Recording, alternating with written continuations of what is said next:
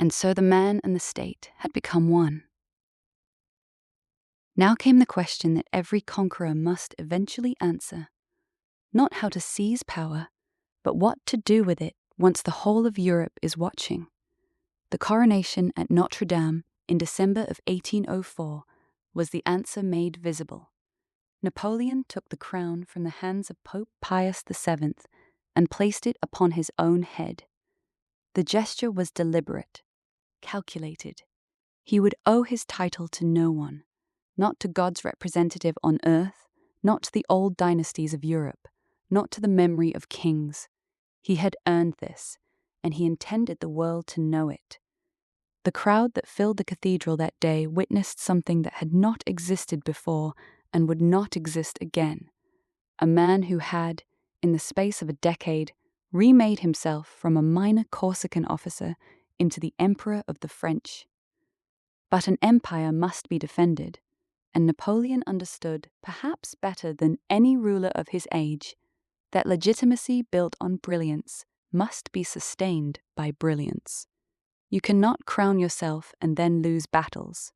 The throne would demand proof, again and again, that the man sitting on it deserved to be there. The proof came at Austerlitz.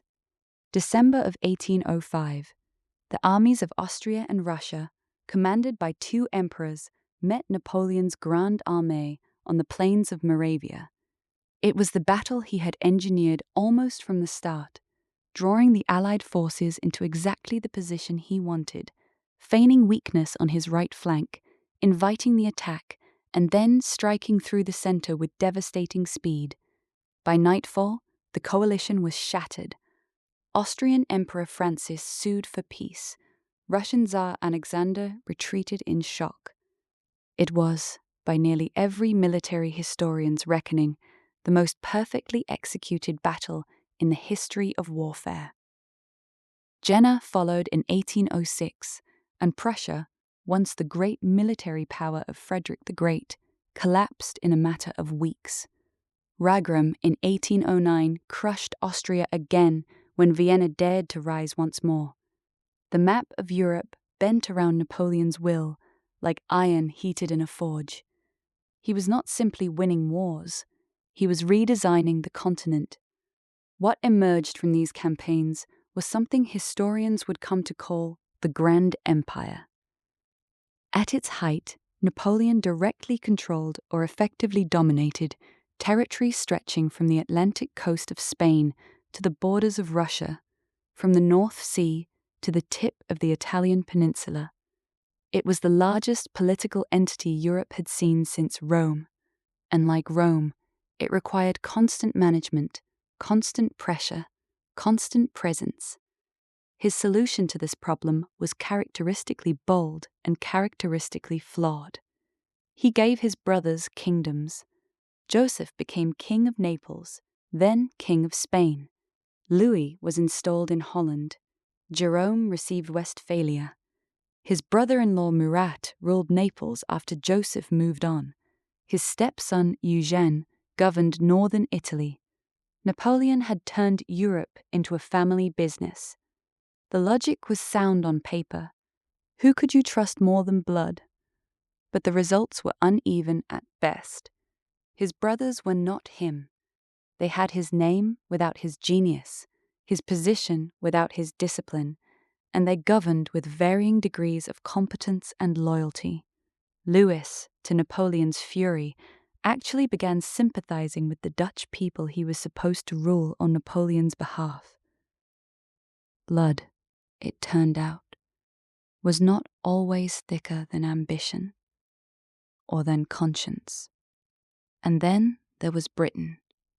Britain could not be reached by cannon or cavalry. The English Channel was a moat that Napoleon's genius could not bridge. Trafalgar in 1805 had destroyed any serious hope of French naval dominance, and with it, the dream of invasion. So Napoleon turned to economics. The Continental System, announced in 1806, was his weapon of choice.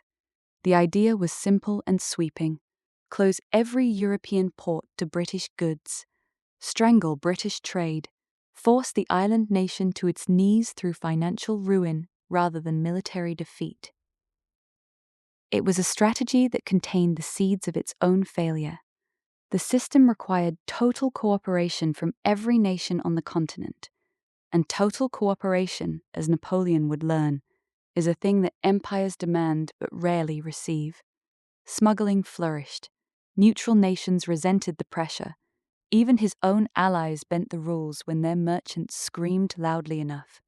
Portugal refused outright, which led Napoleon to invade the Iberian Peninsula, a decision that opened what he himself would later call the Spanish ulcer, a wound that would bleed his armies for years.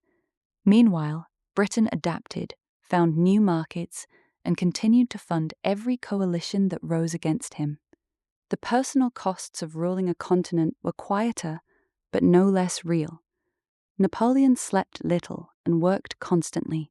His correspondence was staggering.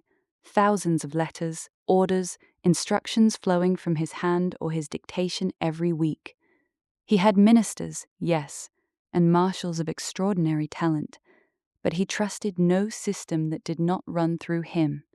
He was the axis on which everything turned, and that was both his greatest strength and the structural weakness at the heart of everything he built. When he was present, things worked. When he was absent, or when he made a mistake, there was no resilience in the machine. It was built for one man. His marriage to Josephine, the woman he had loved with something close to obsession in his younger years, ended in 1809. She had not given him an heir, and an empire without an heir is an empire on a clock. The divorce was painful. Accounts suggest both of them wept, but Napoleon did not let sentiment override strategy. He married Marie-Louise of Austria the following year, daughter of the Habsburg emperor he had twice defeated in battle. It was a union of dynasties, cold and deliberate, and it worked in its way. A son was born in 1811. Napoleon called him the King of Rome. He had everything then.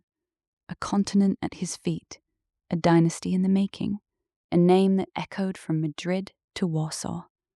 But there is a particular kind of danger that comes with standing at the summit. The view from the top is magnificent, and it makes the edges very hard to see. The empire was real, the power was real, the victories were real, but so were the cracks forming beneath the surface. In Spain, where guerrilla fighters refused to accept defeat, in the hearts of subject nations that had been liberated and then merely exchanged one master for another, and in the East, where the largest country in the world had been watching and waiting and growing quietly cold with resentment. The eagle was at the height of its flight, and heights, as every eagle must eventually learn, are temporary things.